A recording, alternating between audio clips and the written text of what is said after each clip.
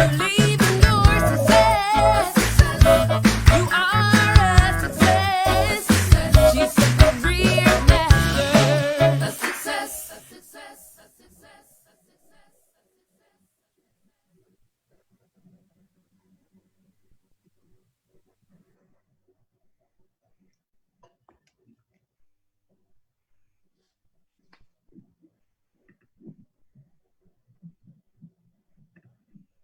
Welcome. Hi, this is Dr. Lisa Wicker. I am so glad that we're here together and excited to welcome you to our first Career Mastered Virtual Cafe, where we bring together powerful women on topics of advancing women's leadership. And so tonight we're excited that you're here and that you have made the choice to be here. Certainly, you have an opportunity to be at a number of places, but you chose to be with us this evening. And so we're excited that you are here. And as I mentioned, I'm Dr. Lisa Wicker. For those who do not know me, I'm just going to give you just a little background on who I am and where I've been and how I got here. I am the founder of Career Mastered Magazine, women's platform, as well as Linwick and Associates, a human resources consultancy. I'm hopeful that everybody's well this evening. I know that we're all coming from a different place and a different space and a different moment in time as we go through these changes with the current state of the world. And so before I start, I just want to say, how are you doing? How's everybody doing? I'm going to be multitasking as we go through this first part of the cafe. I hope you brought along a special beverage so that you can just relax and enjoy yourself. I see a lot of people that certainly I'm glad that you're here. Melissa Walker and I see Latanya Orr, as well as Cerise Simpson and Sherry Hunter. I'm seeing Scarlett White, Enid Foster. Also, let's see who else is here. Tamara Roberts. Just excited to see you ladies here with us this evening. Thank you so much for being here. And as we go through this, hi Carla Thompson Barnett, and Linda Hanna. As we go through this, I'm going to be taking notes. So if I'm not looking at the screen and I'm actually jotting notes, I hope that you don't mind that I'm doing that. So just a little bit of background about me, just so that for those that do not know me, there are 900 plus women that are in this community. And so how I would love to have met all of you, I haven't. I just want to thank you for being a part of this following in this community. I started my career some 38 years ago as an intern at General Motors and had an opportunity to navigate my way through the corporate hallways of Fortune 500 companies to a point of having become an officer at an organization, as well as a senior leadership member of senior leadership. And that didn't happen by happenstance. It really had to take some wherewithal to master my career. What I realized during that process is that I was able to do that collectively because of other people and having the ability to learn from other people, to collaborate with other people, and to be a part of other people's journeys. And so here I am today after having retired in 2015 from corporate hallways. I decided that purposefully I had the intention of helping other women advance their leadership. My philosophy is that while we're talking in a number of spaces about equality for women or for women that we need to do better in our careers, we haven't caught up with what's considered equal pay. I too believe that, but I believe that if women have the position to be in authority and make decisions, those things will come about. And so the philosophy is that we should work towards advancing women's leadership. And so tonight we're going to frame that in a way because of the current state of what's happening. But before I do that, I would like to specifically just give you a framework for the time that we will be together. So we have the illustrious panel with us this evening that I'm going to quickly introduce. And that is because those women are part of my circle, as well as a part of helping other women. And I believe that you put around yourselves people that have like minds, but also like ideas and philosophies. And so, just before we begin, I'd just like to give you a few things that I'd like to have you get involved with so that we can have a dialogue and we can connect this evening.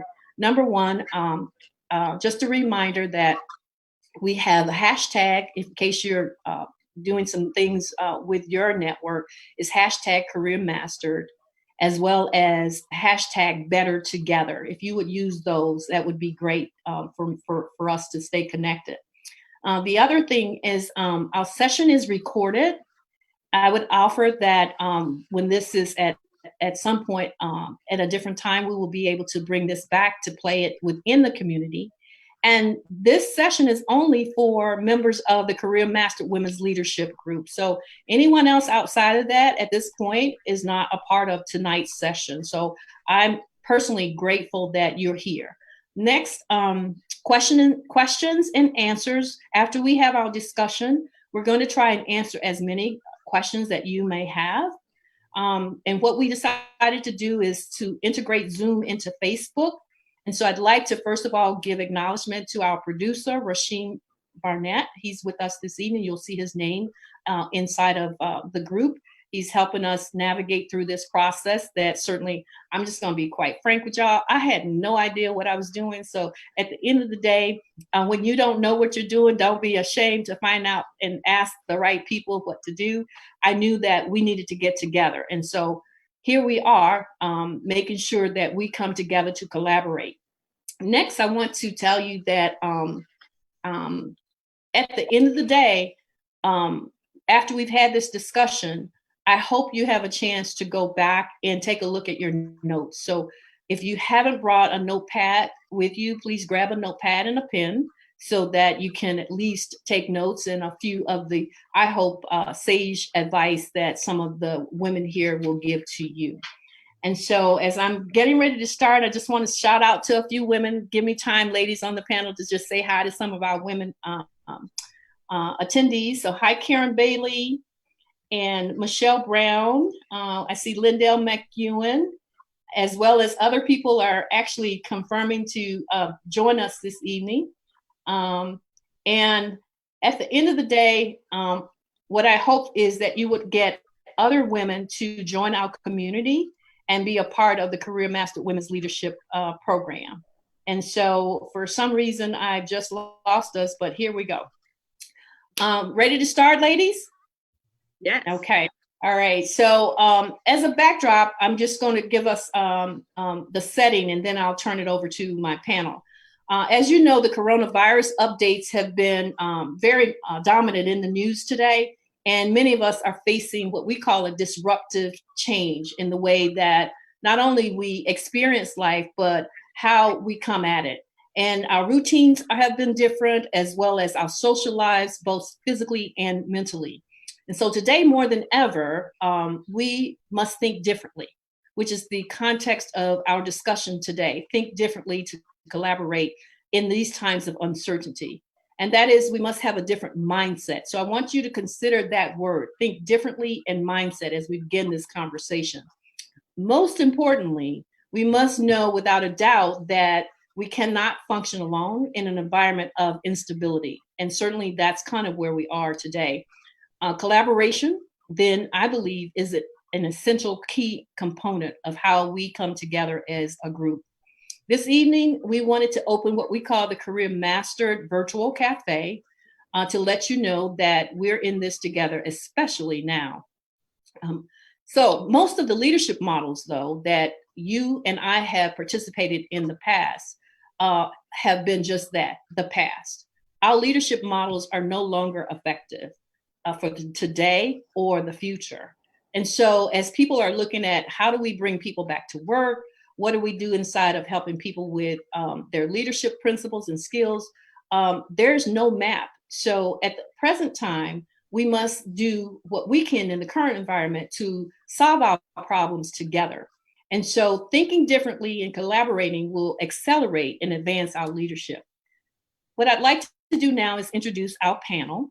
And as I mentioned to you, these women are all about the business of their agendas. And I believe that all of us have an agenda, whether we know intentionally what that is today or have a goal for the future, we all have an agenda. Would you agree, ladies? So our panel today, we'll start with Tisha Hammond. Tisha Hammond is the CEO and founder of Accent Small Business Promotion, and she'll share with you a little bit about what that is. I'm just going to give their names, and then Raven, wave your hand and say hello to the team. Raven Solomon is the CEO and founder of Next Generation Center for Development. And then we have Kim B. Smith. Kim B. Smith is the CEO and founder of Her Bold Voice.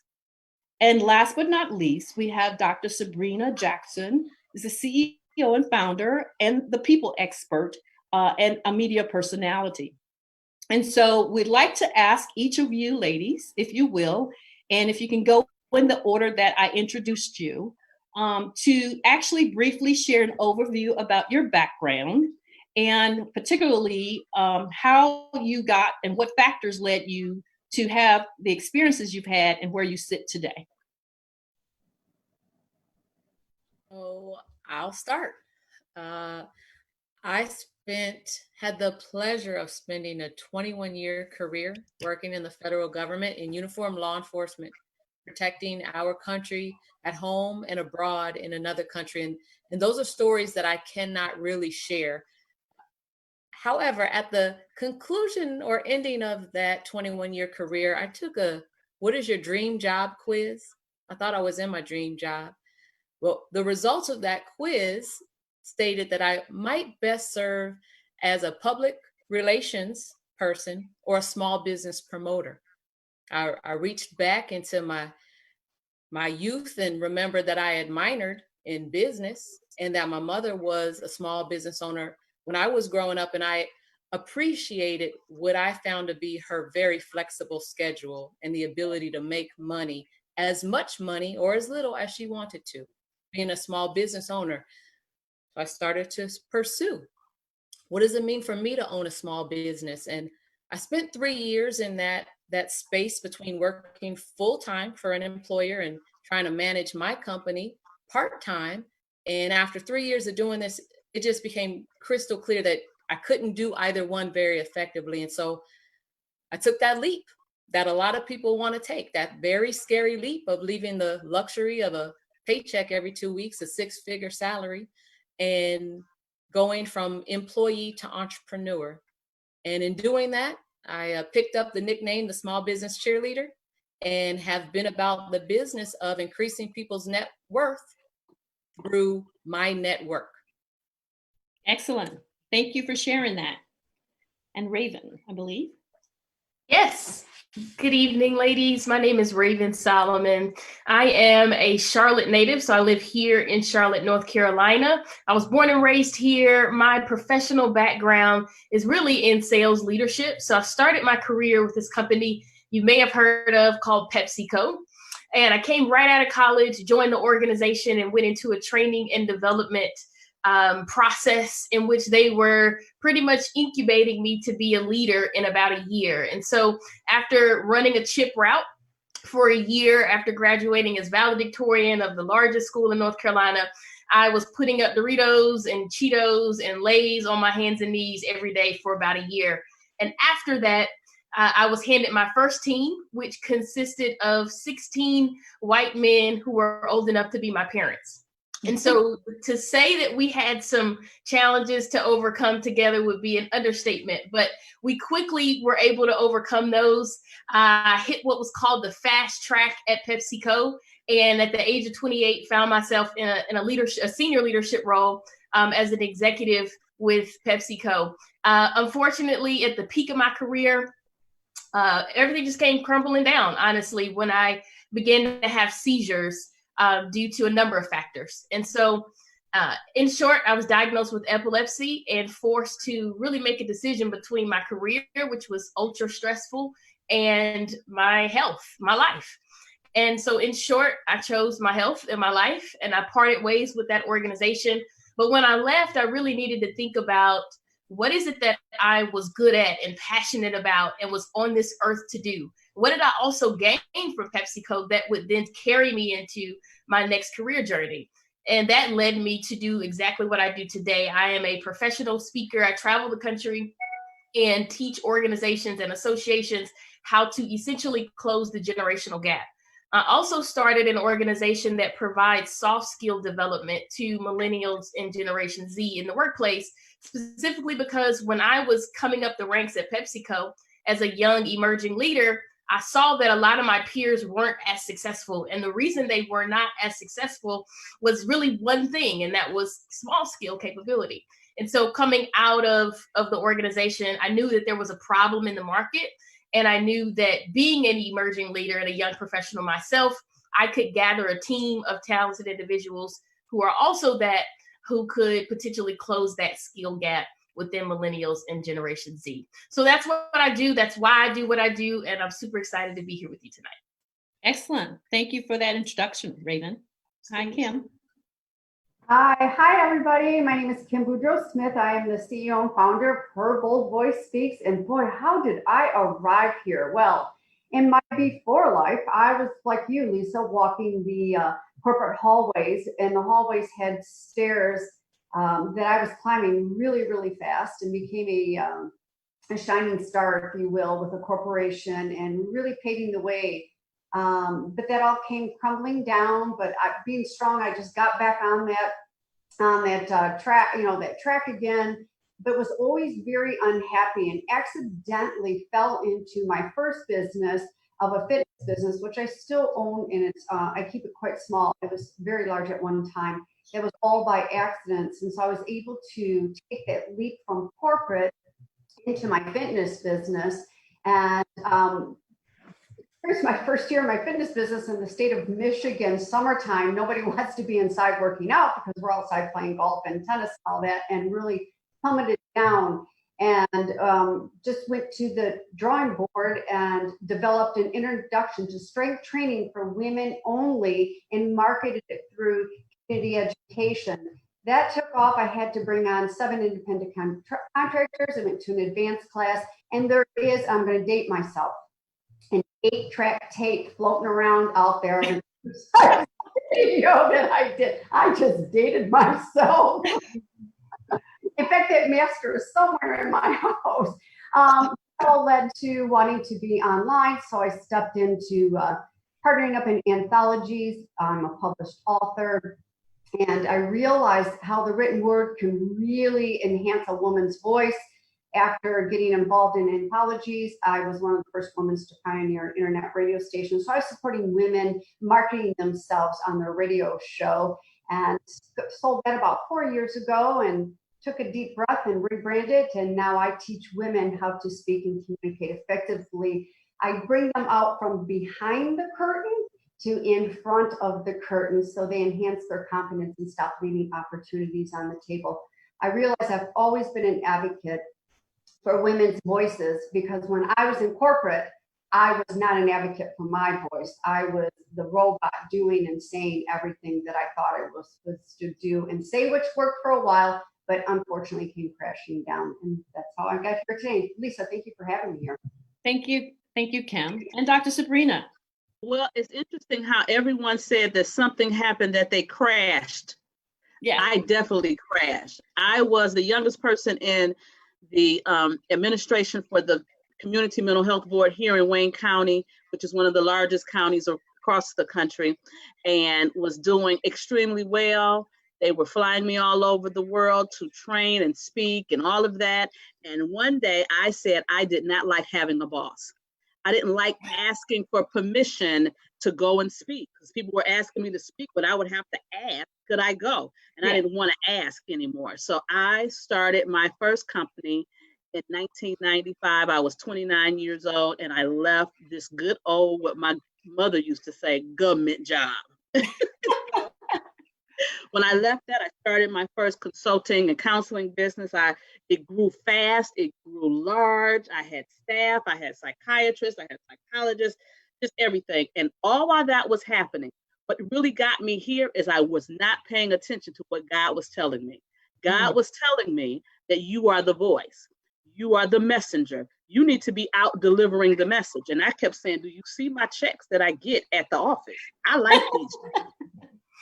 So what I tell people all the time, if God tells you to do something, you better move and move quickly. Yes. Because I didn't, and he shut it down like it had never even been there before. I mean, shut it down.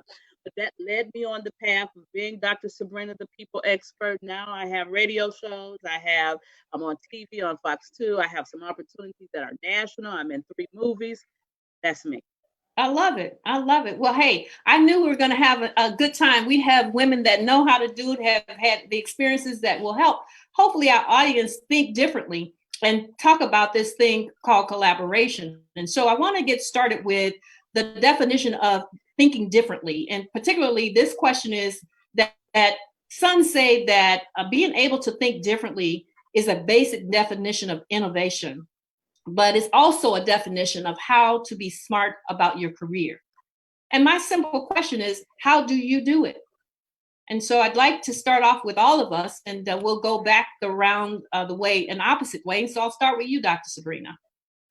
Well, I will say that being different is not a bad word for me. I think that being different is a God word. I think that God made us different, and that the greatest example is that everybody's fingerprints are different. And if he did not want us to be different, we wouldn't have that very different, unique thing about us. And so I think it's very important that you tap into what makes you you. I know that I am gifted at speaking. That is just my gift. That is not what I went to school for. That is not what my degree is in. That is not anything that I thought I would do. But once I tapped into what I absolutely was gifted to do, and then got serious about it, oh my goodness, did the money chase me. Excellent, excellent. And how about you, Kim? Well, I'm with Dr. Sabrina. You know, the fingertips, we're all miraculous. We are supposed to be different. And, in fact, I can recall listening to Dr. Sabrina speaking. I can recall being out to dinner one night, and we're with a group of people, and one of the persons in that group said, wow, you really are brave, and you walk to a beat to a different drum, and it's almost a little crazy, this woman said to me. And I sat back and went, I'm on track. Oh boy, am I. That was one of the biggest compliments anybody could give me. We are supposed to be different. I could sit here and go, God, I want to be so much like Raven, or I want to be so much like Dr. Sabrina or Tisha or Lisa.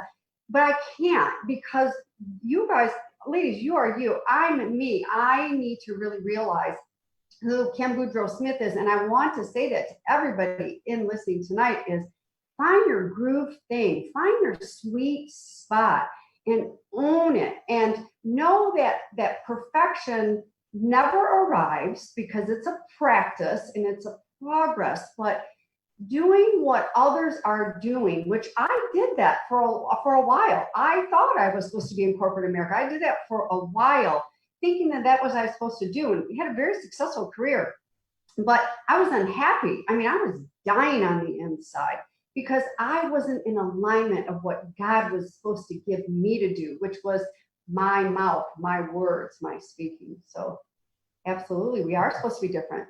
Absolutely. Okay. Next, who wants to talk? Raven or Tisha? Either one.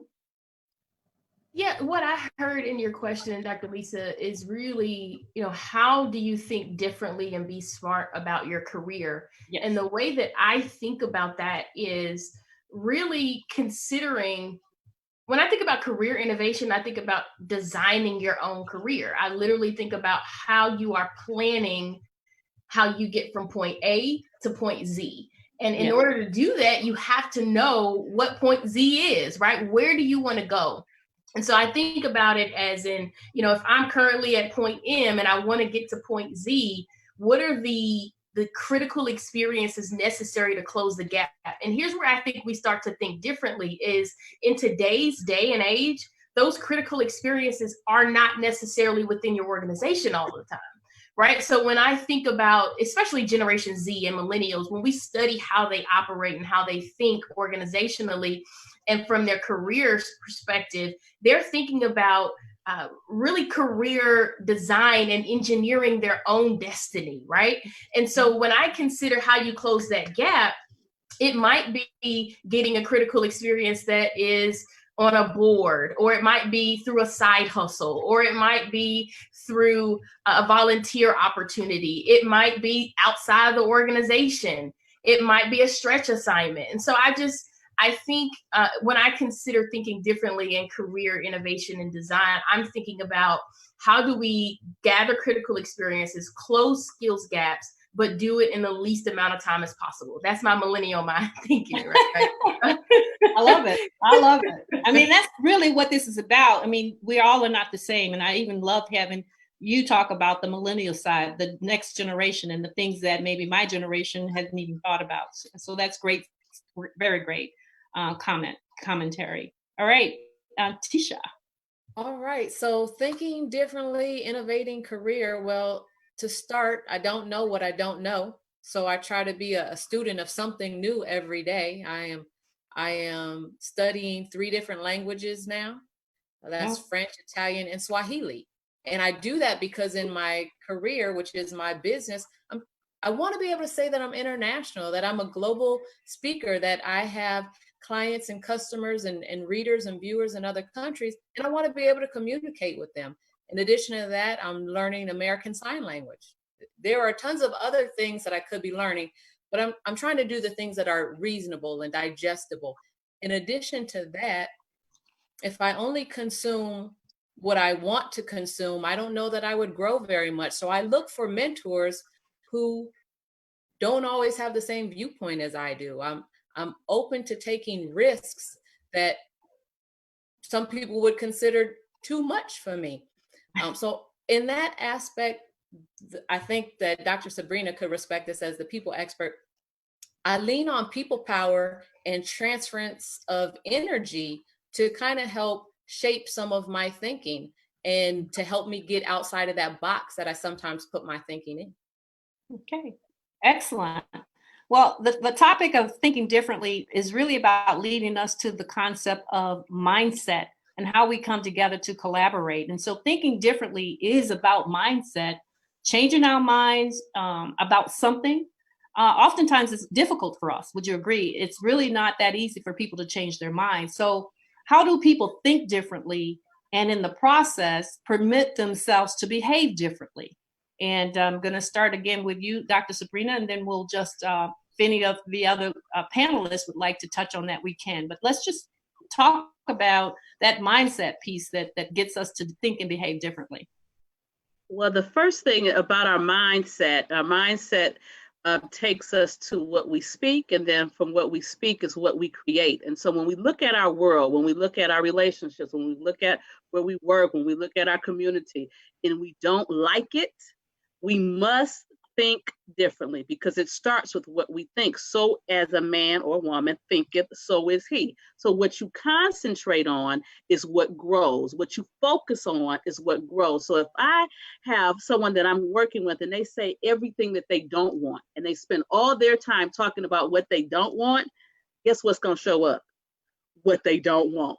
Because that's the only thing they focused on. So I have to get people to move outside of thinking about the negative and start thinking about and creating what it is that you do want. What is that going to look like? What is it going to feel like? What is it going to sound like when what I say I want actually shows up? And then when you do that, you can begin to put the plan in place. You can begin to say, these are the things that I need to do. And I ask people all the time, if everything you said happened, what would you say?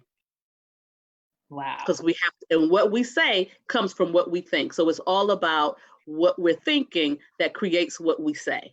And so what we say is so powerful because what we say is what we create. We're our own little movie directors. Right. And how we behave.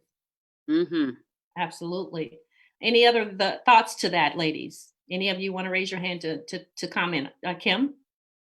This is one of my favorite subjects, is the mindset. And I call her the hag in the attic. She's constantly going in your mind, the hag in the attic. And absolutely off of what Dr. Sabrina said, you know, it's interesting because when I work with clients too, I ask them, what is it that you want? And it's not even just clients. You know how many human beings, they tell you what they don't want. And that inner critic, that mindset, that's like the spinach that olive oil gave to Popeye. We need that hag in the attic stuff, that spinach, and it gets bigger and bigger and bigger. And before you know it, it takes a lot to manage her. She's been controlling us, but to turn that and manage her, and that all comes back down to, you know, the feelings of, you know, the how does this feel? And then the thinking, and then the speaking. It's like, how does this feel? Because again, we are a society of, oh my God, feelings, let's swipe underneath the table. And then of course I have in the attic, it's bigger and bigger and bigger and bigger, you know. And so that mindset, we all can shift the mindset. We all can shift it. First of all, don't necessarily, for an example, bury your head in the sand and turn the news completely off. I don't know, but I'll tell you right now, the news is out of control, and that can come in. Social media. I mean, social media is huge as it is. It's 100 times on steroids right now because we're all online. There's a lot feeding into there that we can also be drinking and maybe not even realize it before, again, that inner critic is so large. So absolutely, there's a lot of things that you can do on a daily basis to help curtail that. One of the things I do is, and she's here in part of the Scandalous T-shirt, she's one of my tribe that I reach out to if I'm starting to go down that avenue. And then I also have plenty of tools, but again, piggybacking off of Dr. Sabrina, is we can all shift that mindset, but we're so used to letting that mindset, that having that control us, when we truly deeply inside feel how we want something else. Mm-hmm. Absolutely. That's critical, especially right now, ladies, in the current state of instability and uncertainty. I just want to continue the conversation about mindset. You know, we talk about behaving differently and thinking differently in the context of where we are in this current environment. Do you have any commentary on mindset, and particularly because people are dealing with emotions in terms of loss, in terms of disruption of losing jobs, in terms of losing clients, not having money. I mean, there's just so much negativity that it's kind of hard, if you will, even though we're trying to stay up above water, to have our minds think positively. How do you do it in terms of behaving and thinking differently and keeping your focus, alive? And any of you can answer that. I'll take that one. So one of the things that I do is, when a negative thought comes to my mind, sometimes I entertain it. If it comes to my mind a couple times or more and it's starting to really stress me, I stomp my right foot. In the act of stomping my right foot kind of changes my focus just long enough to get the thought out my mind. And that's been very helpful for me. So actually doing something intentionally, taking an other action than just dwelling in the moment, has been good. And the other thing that I've resolved to do is just to repeat the serenity prayer. As often as I realize I cannot control something, I just remind myself that there are some things outside of my control. I am not going to allow myself to lose sleep over them any longer. And in the morning, if I'm blessed to see another day, hopefully that thing has passed. If not, I will do my best to address it with the means I have, at a later time. Excellent. Well, I'm going to move on to. Go ahead, Dr. Sabrina. I just wanted to jump in there because we talked about the negativity, and one of the pieces around negativity is loss. Yeah. And because we have so much loss of people, loss of jobs, and so we're experiencing something right now called grief overload. And grief overload is when you're experiencing loss back to back to back, and that is real. And I would say that for myself, because most people know, I know Lisa knows that I lost my grandmother during this pandemic and and so I had to really start to deal with loss differently, because what we usually do when you lose a loved one, we couldn't do any of that. And so I had to start to unplug on purpose. Yes. And I had to do things that brought me joy. So whether it was music, blasting my favorite music in the house, dancing, doing a Zoom call with my family where we specifically talked about what was our funniest memory of my grandmother. When I tell you we laughed till we was crying on that call, it was, so we intentionally did some things to elevate our spirit, even though we were dealing with loss. Absolutely. Absolutely. Well, at the end of the day, when you're dealing with loss, somewhere in there is a silver lining. And it's sometimes hard to see that silver lining in terms of where the opportunities are. And so I'm just going to transition to our next question. It's sort of like, because we're in the middle of a significant redrawing, if you will, we're redrawing the way we see society, business, education, ourselves even, right? And since there's no map for this, the new world order of things, we're all relying on our ability to what we term construct frameworks of explanation. You hear me? We have to construct frameworks of explanation of what we're doing in terms of something that's useful for us and satisfying us for a period of time. I mean, I'll be honest with you, like getting your hair done, putting on makeup and, having those things, we have to construct a new framework for us, right? Like today, I did decide to look decent. I mean, for most of the week, that's not happening, right? But I don't think I'm in that alone. I think all of us are kind of there, right? And so as we construct these new frameworks of explanation to something that's satisfying for a period of time, what suggestions can you provide, ladies, on how women can go about the business of putting themselves in positive environments that gives them opportunities to connect with like-minded women for game-changing business leadership experiences? Now, I'm saying that because just because we've had some intermission and some timeouts and, things are going differently, somehow our line of focus gets disrupted, right? But that does not necessarily mean that we shouldn't have the framework to put about an environment that's positive for us when we can. So I'm going to ask you again, what suggestions can you provide on how women can go about the business of putting themselves in a positive environment that gives them opportunities to connect with like-minded women for game-changing business leadership experiences? And I'm going to start with you, Kim. Well, we can begin right here, Lisa, with your amazing Facebook group that you have been building and growing. And, that is a huge, large group in there with a lot of like-minded women, individuals. I'm a big proponent that I'm all about tribe, my relationships, and the collaborations. And I did say just recently, I can't remember where I was at. I said, look, go ahead and, take my jewelry, take whatever. And on some, some days go ahead. You can take my husband too, but take my relationship. Take my relationship. No. But those relationships are so vital to me. I've been craving relationships since back in the day when I was in corporate, and there wasn't many female relationships at that time when I was in corporate because it was more male dominant. And then stepping onto an online business, I mean, we're sitting behind screens, and so the relationships were different. It wasn't until just recently coming back out into my backyard and really getting out and networking and falling into the right groups. Like, for an example, Tisha and I belong to NABO, National Association of Women's Business Owner. I mean, you talk about a tight-knit Greater Detroit chapter. I mean, these women, they're sisters and they mean business with those relationships. So it's things like that of getting out there, and it's not necessarily of being around others that are several years ahead of you. That's one of it, but that's one piece of it.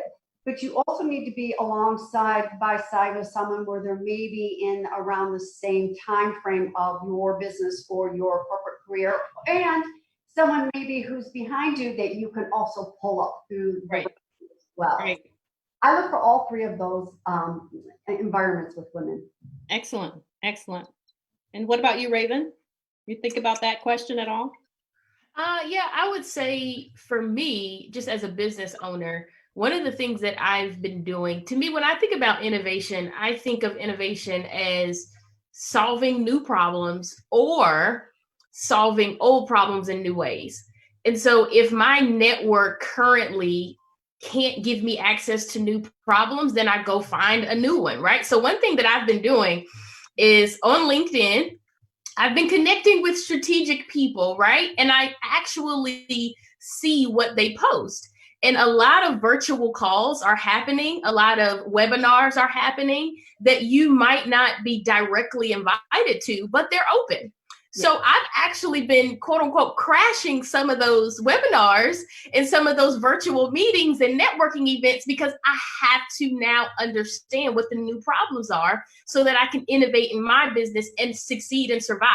So one of the things that we've done in our business right now is we are doing a virtual intern conference of sorts. And the only reason I did that, Lisa, is because I crashed a webinar that was hosted by somebody that I knew that was full of my clients, my potential clients. And I eavesdropped and listened to them talk about their problems. And so sometimes I just say that if we're looking for these game-changing leadership opportunities, they might not exist within our current network. Sometimes you've got to go get it. And as a business owner, I understand, and my fellow panelists understand too, as business owners, that sometimes if you don't hunt it, and if you don't kill it, and if you don't skin it, and if you don't fry it, you don't eat it. So that tenacity, I think, is important as you think about how you position yourself for those game-changing leadership experiences that you talk about.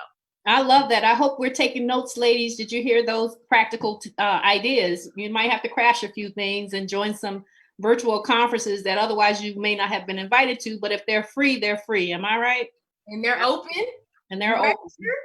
Absolutely. Absolutely. But Sabrina, you're talking, I see your hand. Yeah, because I was just going to say that one place, and a lot of times we look for places where we can connect with like-minded people as far as industry and associations and things for career. But I've gained some of the greatest partnerships and opportunities through my social networks or through the fact that I took golf lessons and I was taking golf lessons and met some amazing people. And so we should look for these opportunities every place that we go. So even in my church world is a phenomenal world. And so I know many of you may have heard, I'm going to shout them out. The Clark sisters here in Detroit just had a movie. And so Jackie Clark is my son's godmother. And so we've been doing things on and off for years, but now with her new audience, with her new she's like, well, I want to take you with me. I want us to do something together. So we're planning some things that we're going to be doing together. And so it's just looking at different ways to connect with like-minded people and to collaborate differently. Mm-hmm. Even though we're friends and we're sisters and we hang out, we can do business together as well. I know. I love it. I love it. So you mentioned collaboration. I'm just going to move to the next question, which really is about the fact that right now we are actively creating new information layers, right? Around things like social distancing, wearing masks, working from home, education systems changing, our agility within our business enterprises are different, and even just like you said, Raven, the innovative methods that we use. As we create that layer, whatever it may happen to be for you, I'm reading a lot of articles that are really reacting against the vanishing reality, which is what life will return to the way we knew it. That's pretty much not happening. Okay. We probably all have our various opinions about that, about when and how, but I just don't personally see that it's going to be the way we knew it. And as women leaders, how might collaboration help us perform in new ways a lot faster? And I just want that to sink there. We have been collaborating anyway before this time, but because of the changing world and the dynamics in which we're living, it becomes increasingly important for us to really hold on to that word collaboration and simply how can we do it a lot faster, and how can women better support each other in the marketplace? So whether or not you're in a banking industry, or whether or not you're in an automotive industry, or if you have your own business, there comes a time where we really have to think differently and don't walk up into the places that we're in or the businesses that we own in the same way we left before this pandemic. So I stopped there, and I'll start there. I'm going to start with you, Raven, and then Tish, if you would add to that. Yeah, so I think about collaboration as really, to me, good collaboration starts with self-awareness. And what do I mean by that? I mean that good collaboration is really about developing partnerships, developing alliances, etc., that either leverage or heighten your strengths, right? And counter your weaknesses.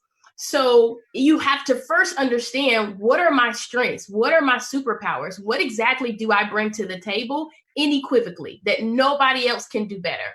And then you consider, what are my blind spots? What are my weaknesses? What are the areas that I need to find a strategic partner to help offset, right? So I think, Dr. Lisa, you are a perfect example. And not to even put you on the spot, but I mean, you said it before we hopped on, that technology isn't your strong suit, right? But you understand that in this environment, you have to innovate. And so you've gone and you've sought out a resource that can help counter that opportunity area for you, right? Which is a good one. Shout out to Rasheem. Yes, you actually found an awesome one. And so that's what collaboration is about. First, you've got to start with self-awareness. And I think once you collaborate, I think it was Earl Graves who said this one time at a Black Enterprise event, and it stuck with me and never left. He said, especially people of color, for whatever reason, we have this ownership thing that we have to have ownership and control of our businesses. We're afraid to partner and collaborate. And he's put it this way, and I'll never forget it. He said, would you rather have 100% of $100,000 business, or would you rather have 50% of $1 million business?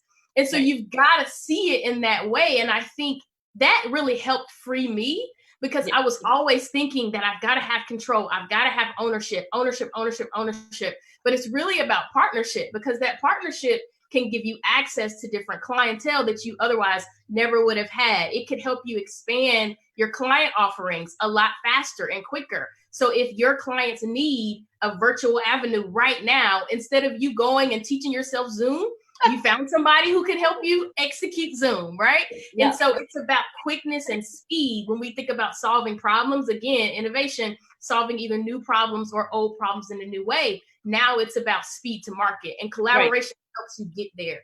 Absolutely. I have to give you a hand on that. Let's give her a hand, because that was great. Absolutely. And the reason I say that is because one of the things, and I know, Sabrina, I'm going to have you hop in, because I think Tish is next. But one of the things you said is that you have to be willing to admit what you can't do. Right. And at the end of the day, we can't do everything. We're not in every lane. So I like your comments. And I think Tish, you're next, and then Dr. Sabrina. Yeah, I think that being spontaneous and taking a little bit of risk comes in handy. So for instance, several years ago, I might not have been confident or bold enough to approach someone who I thought might have had a higher sphere of influence than I do. I might not have asked them directly to partner with me or to mentor me or whatever the case is. But I think we're now in that age, and I certainly have matured to be in that age where if I had a direct way to contact my favorite first lady, Michelle Obama, I certainly would. There wouldn't be anything that held me back. And I think sometimes we are the only things that hold us back. So this is a great time to just go for inviting people to connect with you through social media. So kudos to LinkedIn and Facebook and people who take advantage of those large networks. Certainly, I have reached out to CEOs, CFOs of major companies on LinkedIn in a personalized invitation message. And for some reason, I'm still surprised that many of them write back, but many will. Yeah. And not only that, they'll give you their cell phone numbers if they would like to contact you, offline. And so just send an invitation, make a direct ask, and then be willing to cross promote. I mean, if we're going to talk about collaboration, we also have to talk about cooperative economics. Mm-hmm. If I don't want you just to shine a light on me so that I grow, I'm going to shine that light back on you, that light back on you so that you grow. So invitation and cross promotion, and just ask. The Right. worst they can say is no, and that's sales 101. All of us are saleswomen in some way. And sales 101 essentially says, look, you're going to get told no 9 times. Ask a 10th time. Yeah. Mm-hmm. I love it. Well, thank you very much. Sabrina, doctor, did you have something? I was just going to say, understand the value that you bring to the table and look for value. Because I think sometimes it's just what Tish said.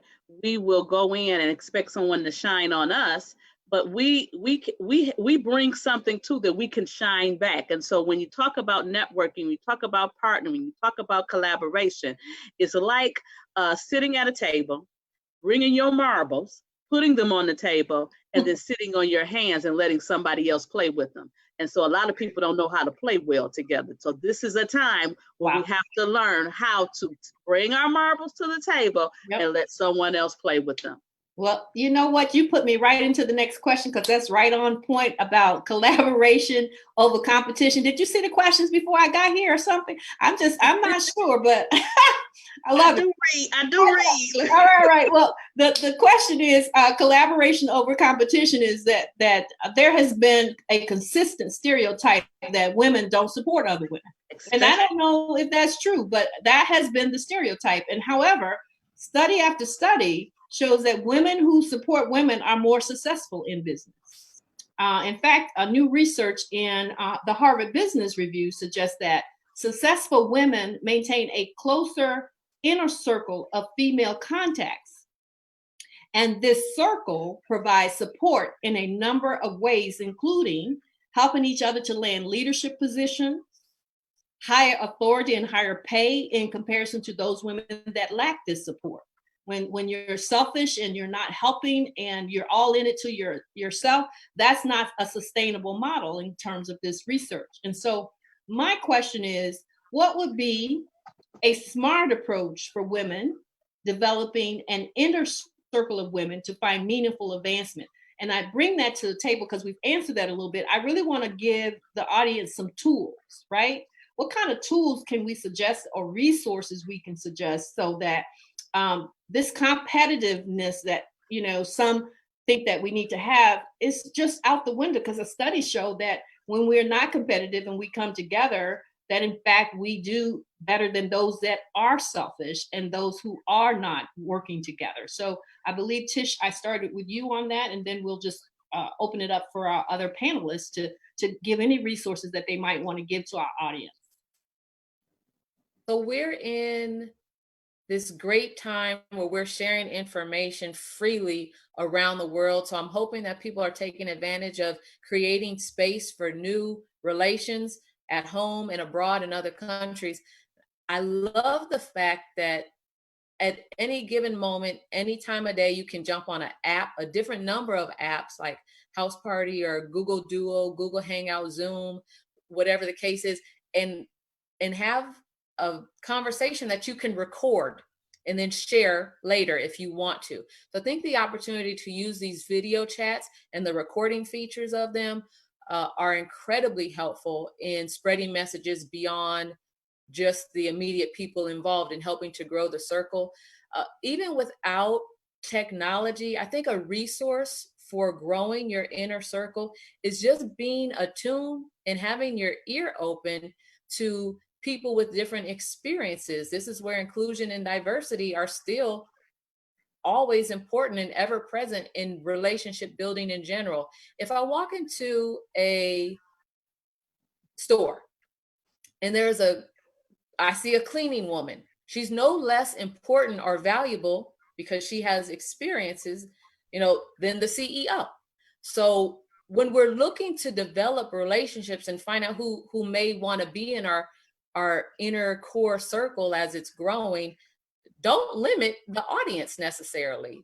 Experiences grow other people, and we can definitely learn from other mistakes and from other achievements. So even without technology, just good old fashioned being open to new relationships, and then accepting advice, and when someone says, hey, you should follow up with that person, you should connect with that person, do it.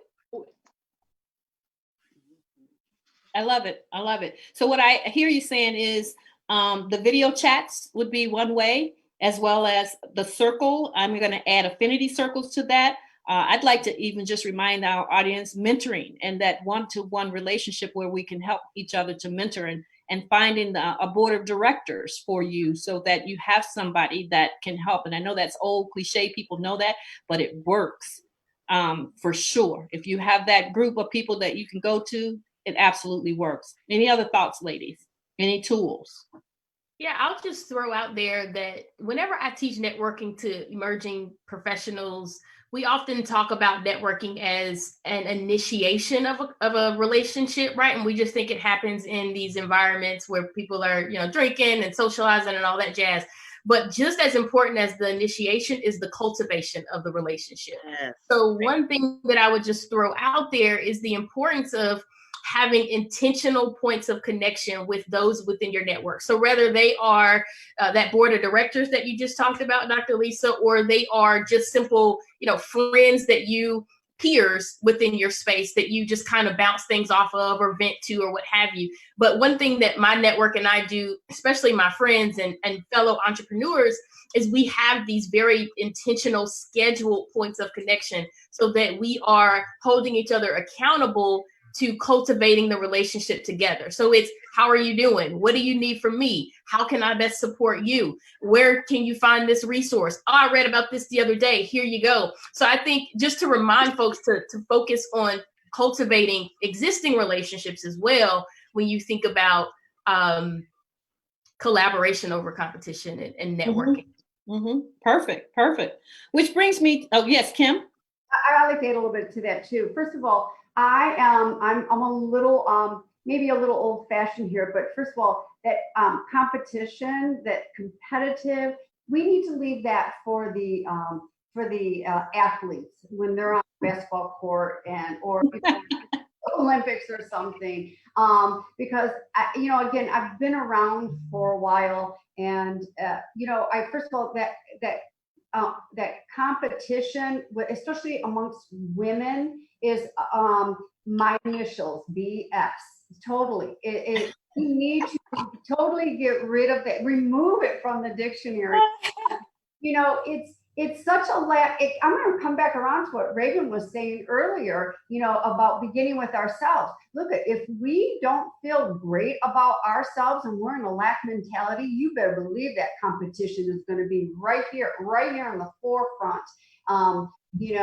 That it's all that building that self-worth. And listen, everybody out there listening, I lean in, ladies, sisters, I can't do this alone. I'm not successful unless the next woman is successful, and vice versa.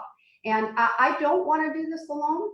I want to have, like Raven's talking about, hey, I've got my girlfriend over here, and she's saying, Kim, did you see this resource? And so I'm like, no, did you see this, Raven? Oh my gosh.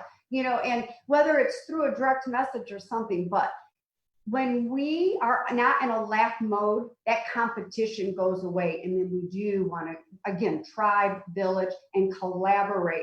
And because I'm hearing a lot of C words here, collaborate, connect. And those are all a lot of my favorite words. But the competition, let's leave it for the athletes. Absolutely. Now, some of the comments coming from our audience, I think Carol Lucas is saying it comes from a consciousness of lack and scarcity. And I agree with that. When there's really a lack and scarcity for certain positions or certain jobs, or the consciousness of that, it needs to come to mind. And I do agree with you, Kim, about competition needs to be on the outside. What I do know, though, from my own career, and I know you all should be doing the talking, but I just have to put this in here, is the reality of that is so real, especially in corporate America. And I know it's gotten better. It's going to continue to get better because we have these circles and we are now becoming more aware of the fact that we need one another. But when there needs to be a queen bee in the room, somehow we need to start to address those queen bees and come to the point where more are better than one, right? And so I want to talk about the subject of empowerment inside of this mindset, thinking differently and collaboration shift, as empowerment really comes to the forefront of women's leadership position. And in Sheryl Sandberg's book, which guys, you know, is Women, Work, and the Will to Lead, she said that 30 years after women became 50% of the college graduates in the US, men still held the vast majority of leadership positions in government and industry, which goes back to what Carol was saying. And at the end of the day, this means that the woman's voice or women's voices are still not heard equally in the decisions that most affect our lives. So what solutions would you suggest that we can empower women to achieve their full potential inside of their own businesses or inside of, you know, working in someone else's business? Is how do we empower women to do that? And I think Sabrina, Dr. Sabrina, you were positioned to answer that one. Well, the first thing I would say is that we need to make sure that we're supporting each other. And so that if I do have something to say, it is much more powerful when I have strength in numbers, when I have someone to hold my arms up, to prop me up, to be the shoulders that I stand on. So I know when we look at different people, different women that's doing things in our country, around the country, we see how women are supporting them. We are the voice for them. We are the cheerleaders for them. Even so, some things like, one of the things I do on my page is on Wednesdays, I just have a woman that I am going to celebrate Wednesday. And I do a little video and I just keep it at a minute. And I just go in on how amazing she is and what she's doing and how, because I know some amazing women. Yeah. Because I know amazing women, I want to let other women who I know are amazing to know this amazing woman. And so we have to continue to push each other. I can't be the only one that does what I do. And so I always say, I don't have a problem sharing what I know and what I've learned, because do you know how many people on the planet need a speaker? Yeah. At any given moment. I can't be the speaker for everybody at the same time. And because I can't, I need to talk to Raven. So when someone calls me and I can't do it, I can send them Raven. I can send them Tisha. I can send them Kim. I need to have a network of women that when I can't do it, I don't hoard it. Yeah. I give it away. Absolutely. I love it. I love it. And first of all, people are not going to be able to do it the way you do it anyway. I just had that conversation with another friend of mine tonight before this call. Is we have to be authentically us. So no matter how people want to try and be you, Dr. Sabrina, or you, Raven, or you, Tisha, or you, Kim, that's not getting ready to happen, because you are you. And so there's enough room for all of us, and having the right mentality matters. In terms of key success factors, because we're going to open it up for questions here in a minute, is of course, everybody remembers Colin Powell, and he said that there are no secrets to success, that it is the result of preparation, hard work, and learning from failure. In your opinion, what is the right mindset for success, and how do we define that success so that we have the right thinking towards that? Because success is kind of that they're there for people. So in your mind, Kim, what is the right mindset for success, especially in the environment that we're in?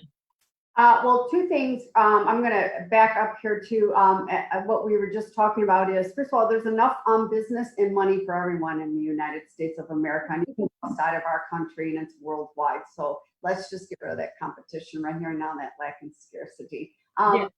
So back to this question is, I just say,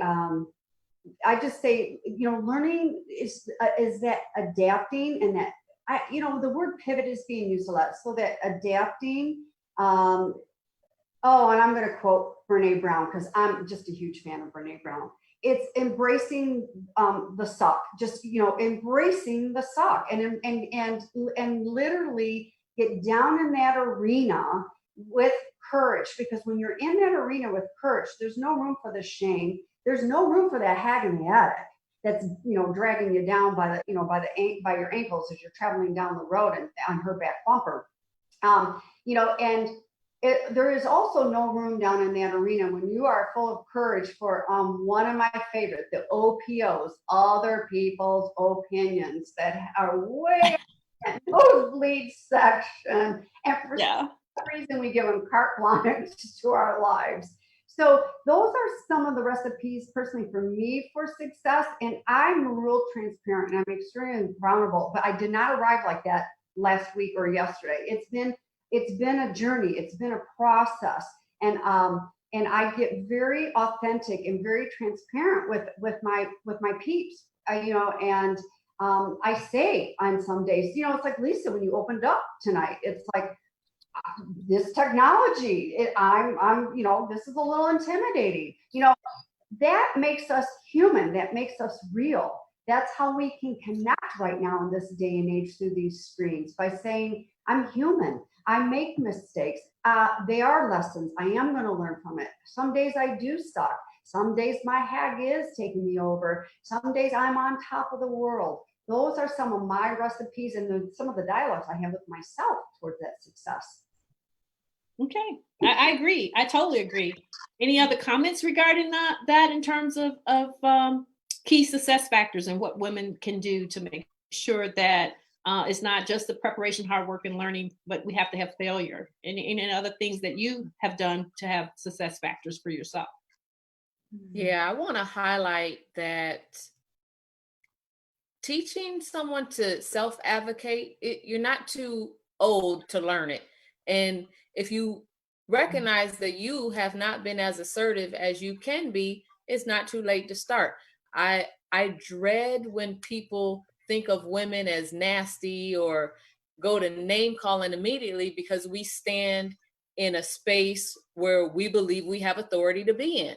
And sometimes we don't know how to do that. So if you are someone that knows how to do it, do it, and then bring your friend along because maybe she hasn't learned or been taught that it's okay to stand up for yourself. It's okay to take up a space and grab a seat at a table that you deserve to be seated at. And if you know what, there's no space at the table, create your own table. Right. It's okay to have those kind of conversations and not feel like you're being haughty or conceited or out of order. Absolutely. So I appreciate the general's leadership tips. I align with them as well. Self-advocacy and being assertive are, to me, key success factors in addition. Oh, absolutely. And I'll just say this, that I teach a class on leadership at the crossroads. And one of the key elements of that class is agency. And so if you're not familiar with it, it's just the concept of being your own agent.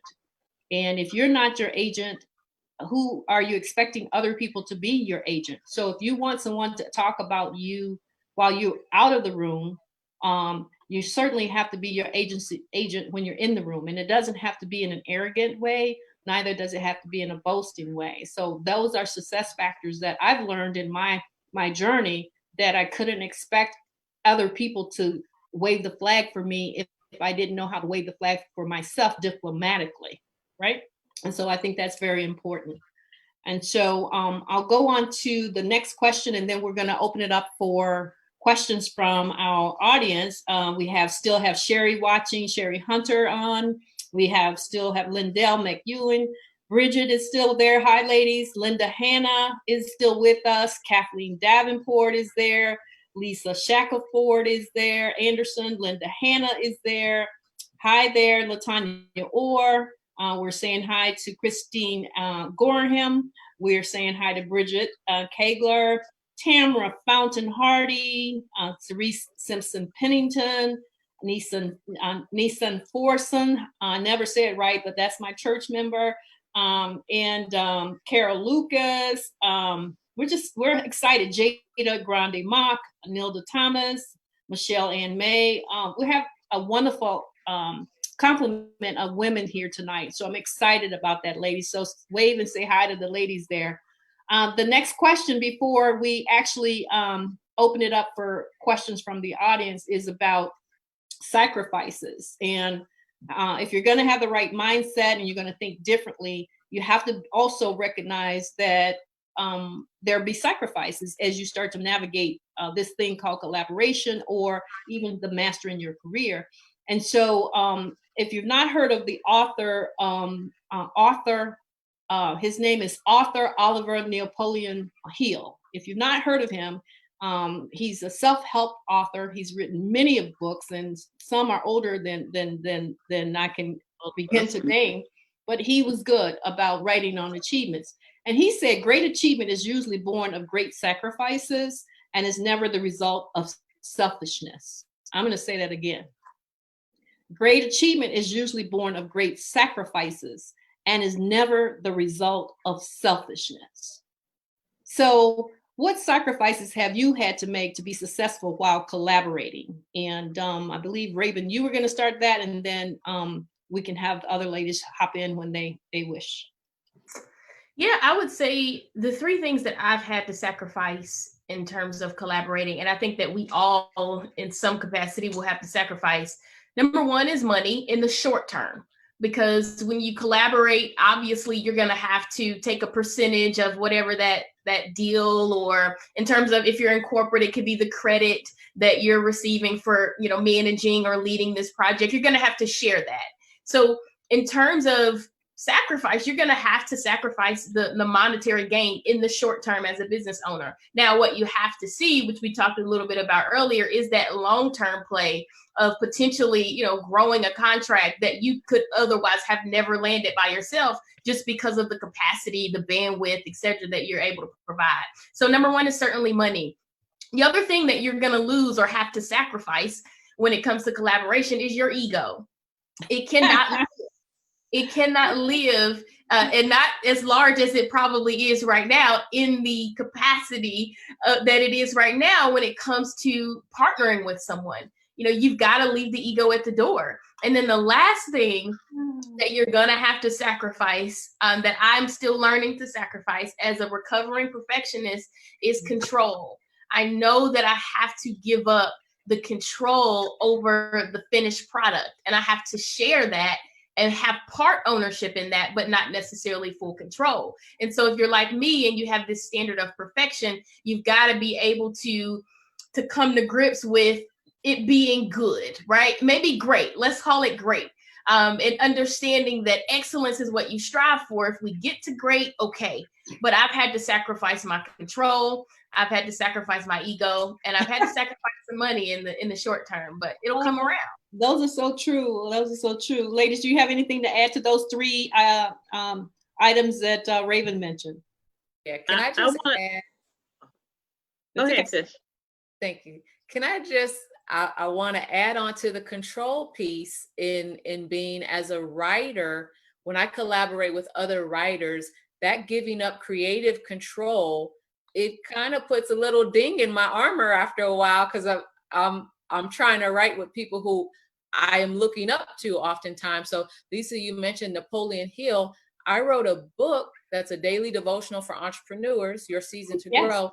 I asked my writing mentor, Dr. Dennis Kimbrough. Yes. He partnered with the Napoleon Hill Foundation to write Think and Grow Rich, A Black Choice. I asked him to write the foreword. And in writing the foreword, I, of course, had to share an advanced copy of the manuscript. And in sharing the manuscript, I'm thinking, oh my God, this guy is a legendary writer. He's going to tear my manuscript apart. And what I found on the other side of that experience was that he was so gentle in his critique. Mm-hmm. And it wasn't as big of a pill to swallow that I thought it would be. But releasing that copy to a best-selling author in exchange for a foreword was one of the best decisions that I could have given to sacrifice that creative control. Yes, great example. Absolutely great example. Yes, Dr. Sabrina.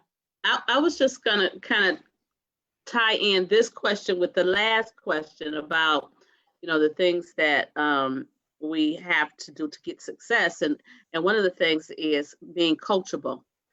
All of us have to be coachable. There's a study that was done by a group called Leadership IQ. Leadership IQ is an international firm that studies trends for leaders. And they looked at the top 5 reasons why people failed at their jobs within the first 18 months. But when I looked at the list, I said, that's the reason why we fail at anything. Yes. And the number one thing is coachability, because how do you get better if you can't be told nothing? Right. If can't nobody say nothing to you, if can't nobody tell you, look, pull up. I was recently on a panel and I was the moderator of the panel. And so I'm up on stage and Tiola Hunter, God bless her soul, she's a mother in my life. And so when I got off stage, she pulled me to the side and she says, baby, next time you're on stage, you need to have on a slip because we could see right through that skirt. And the skirt was long, but it was see-through and I did not have a slip on. And so I couldn't be offended by that. I couldn't say, oh, well, she old, because that's how people do. They'll go, oh, she old fashioned. And she is a person who wants to see the best for me. And yes, some people have to tell you in order to correct you. So I always say iron sharpeneth iron, but it doesn't cut. I don't have to leave you bleeding, but I can leave you better. I love it. I love it. Awesome. So we're at the time factor of 8:15, and I've asked and sent a note out to our audience to ask if they have any questions for any of you as we get ready to close out the end of our panel here, our first virtual career cafe. I hope y'all like that title and the new jingle that was played at the beginning. I'm just gonna have to give my own self a woot woot. Okay, so we have questions now, and so I'm asking if anybody here have any questions that they want to ask us. And as I'm walking through the comments, I don't see any yet, so I'll just go ahead and continue our questions with you ladies so that we can not have a gap in the conversation. My next question, until we get questions from our audience, is about barriers. And really, as you know, when you have a line of sight for your career, there are going to be obstacles in the way. Sometimes we have to figure out how to go around them. And what are some of the structural, cultural, or collective barriers that you may have experienced on your career journey that you had to rethink, have a different mindset, or had to decide how to collectively work with someone else to overcome those barriers? Any thoughts on that? And I'm going to kind of just open that for discussion with you guys.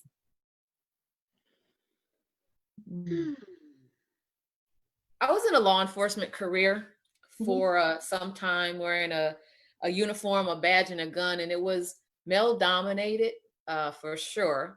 And one of the barriers that I experienced was not learning early on to be tactful and bringing my youthful, streetwise mentality into the workplace where we all carried guns. Wow. And it really is just not smart to be kind of like a firecracker around other people who have just as much firepower as you do. And so I learned from people who had experienced other, I guess, challenges at work. I learned to be more tactful, and I didn't have that growing up. I didn't understand tact. I was raised at one point in New York City where having tact was unnecessary and being kind was a weakness. And so getting out of New York City and moving to Baltimore, where that law enforcement career was in for the most part, really taught me to be open to mentoring and to realizing that I'm the youngest person on the team. People had been there for decades. They'd experienced challenge like I was going through, and to actually just stop and listen. It was hard for me to stop and listen because a lot of people up to that point, I didn't think had really invested time to mentor me or show me the rope. Right. But when you come across a person who, Dr. Sabrina, like you were saying, that mother is not out to hurt you. In fact, she probably has had an instance where she been caught without a slip too, and somebody had to tell her. And when someone just takes you aside and you just know, they just want you to grow up a little bit. They just want to help you along out the way. Be open to receiving that, and learn tact. I had to learn tact and under some tough situations, and thankfully and hopefully I developed that diplomacy. But that's lack of diplomacy definitely cut me off in some ways of progressing earlier in my career. Love it. Love it. Any other barriers? Yeah, I'll throw out one of the main barriers, which is now one of the platforms that I stand on today, is leading people that were older than me, right? So me coming out of college and being thrusted into a situation where I had to learn how to gain the respect of folks who had been doing their jobs longer than I'd been alive, literally, right? So how do I gain their respect, and how do I get them to trust me? How do I get them to see that I deserve to be here in some capacity and that I'm capable, etc.? And so one of the rules that I talk about in my book, because I've written a book for emerging leaders who are in that very situation, coming out of college or what have you, and given a leadership role. One of the things I talk about, and this is so specific to for women as well, is that when you're in a leadership position and you've been given that authority, you have to be clear and you have to be consistent. You've got to be by the book. You can't leave gray area. And here's why.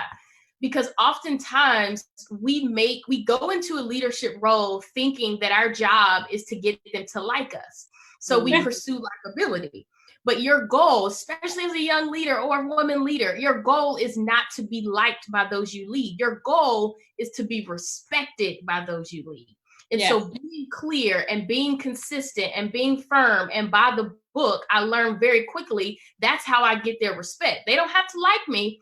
In the long run, they will. But in the short run, you just need to respect me and know that we're here for business. And so that helped me overcome that barrier, that obstacle for us. And now we're best of friends, right? But when I was in it, they couldn't stand me. It's kind of like a parent. You know, like you're a parent. You sacrifice the likability of your children so that they grow up and they're upholding and respectable adults. Well, that's great. And I appreciate that. We have two questions. I'm going to say the first one from Neeson Fortson. She says, now that you've learned the value of collaboration, what are you most looking forward to or the next level for you? So what's coming next now that you've learned the value of collaboration? In other words, collaboration, then what? Anybody? I think that's a great question. So now that you collaborated, then what? I would say go after the bag, as the young people say, going after the money. So I am collaborating. I have a couple of collaborations that are pretty big. Yeah. One was with my clothing line, and I have a person who used to work for Vogue, who has lived in Paris, who absolutely knows the industry, who's partnering with me. Mm-hmm. He's younger than me, but he's a beast at what he does. And so when we talk, he says, let's go get the money. Yes. Yes. And so, yeah, that's my next level. We've learned how to work together. So now we want to be able to cash it in. Yeah, cash it in. Cash it in. And Carol Lucas says, and someone else can take this, what tools would you suggest for collaboration to ensure you protect creativity and proprietary work? Ooh, I love that. I like that. Yeah, yeah. I love that. I don't want to answer though. So okay, anybody else? Yeah, so I would say, oh, sorry. Yeah. So she says, what tools can we ensure that we protect our creativity and proprietary works? Well, one of the things that I've done in the past when I had my internet radio station and I was meeting with potential collaborative partners and things like that, I would have people sign a disclosure. Okay. And what we were going to be discussing, and I didn't do it just for mine, but on their behalf too as well. Yes. So definitely a disclosure. At this point in my business, I've trademarked. I have trademarked Herbal Voice Speaks and the Hag in the Attic. I've trademarked those, and I've also have copyrighted, for my curriculums, anything that I've created on paper that I am handing out or using online, I have also copyrighted, because you know what, it all goes back to the competition and stuff. There are people out there that copy. They just copy. Yep. And I've always asked the question, I don't even want to get into the curiosity of the softness of how come. I get into the sharpness of why. When, there's so many words out there and there's so many things out there. And if you can't come up with anything, then step out of the box and create your box, So wow. I also too think that's oh God, that's a really corner way person is trying to copy. So I'm very protective of my stuff.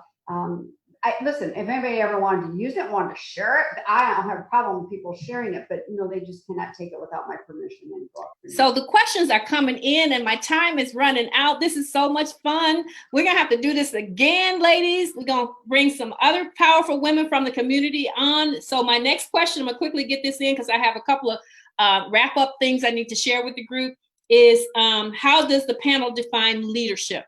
One person should answer that. I can answer it, but I'm going to see if any one of you all want to answer that. How do you define leadership? That's from Regina Hall. So I'll start off by leadership is the act of influencing, the ability to influence, to ensure that you have the ability that someone is following you, and that followership has to be such that you are a leader worth following. In other words, in my opinion, if you consider yourself a leader and look behind and nobody's behind you, then certainly that's not working, okay? And so to me, that's the most powerful is that leadership has to be a person that is one of influence and they set the tone for everything that's going to take place in the environment in which they're leading, and they should be the cheerleader for the group. So those are my thoughts. Anybody else? A leader is someone. Thank you. A leader is someone who is equipping their people, providing the example, doing if necessary, but at least propelling, encouraging, moving forward, advancing the group, advancing the mission, and definitely someone that you can envision being in that role in one day or wanting to work alongside with one day. I could tell you what a leader is not. Leadership is not a title. Leadership is not because you have a rank, I'm going to automatically follow and respect what you say. No. But certainly when I see traits in someone who has been there, done that, who is where I'm trying to be, when I see traits of something I'd like to follow that I can align myself with, I consider that leadership.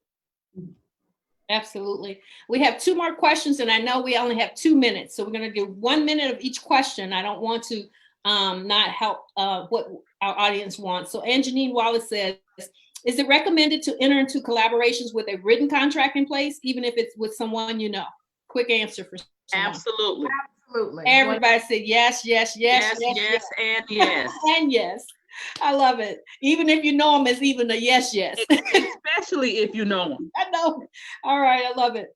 And then I believe there's one other, and then we're going to wrap up. It is Tamara is asked, Tamara Hardy said, have you ever felt stuck? How did you move forward? Who can answer that succinctly and quickly?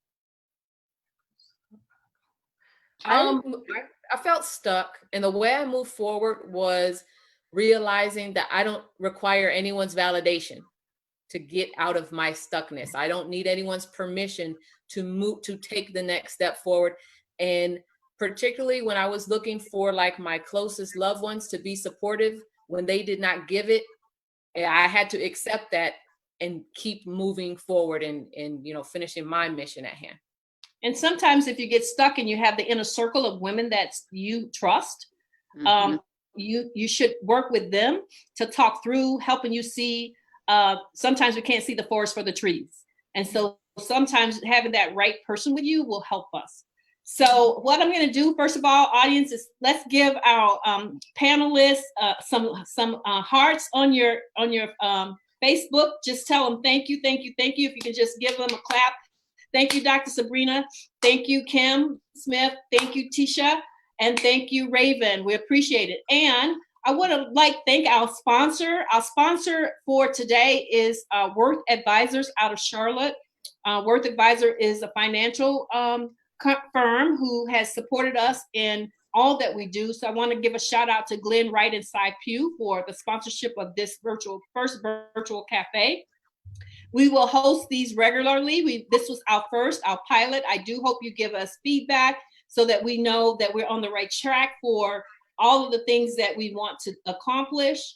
And if you're interested, I'd like to give you a couple of things that you should be aware of. We have a couple things, and Rashim, I'm not sure if you can show this because I forgot to do this, the magazine.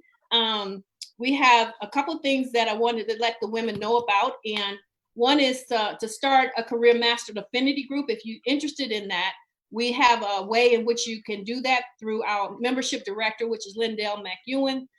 We would be able to help you in whatever city or whatever state you're in. We're looking to start those affinity groups, which is sort of like a mastermind group for you.